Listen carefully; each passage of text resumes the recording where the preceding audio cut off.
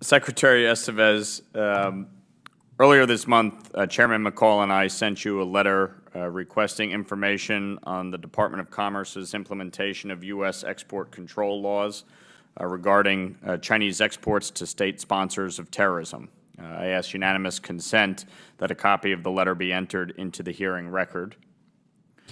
Without objection.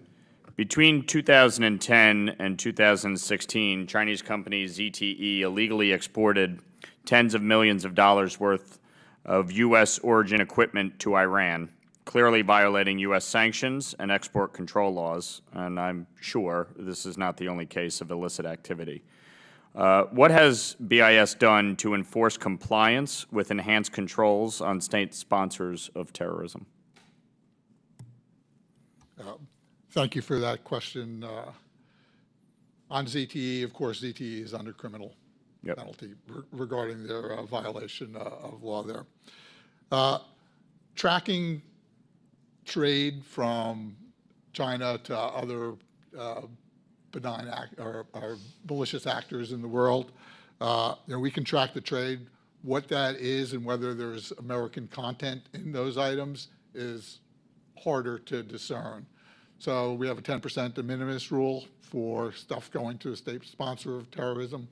So we're doing an assessment of what we can do there. That's the most I can say at this point, and obviously we are going to respond to your letter. Thank you. Is BIS able to conduct end-use checks in China for diversions of to state sponsors of terrorism like Iran?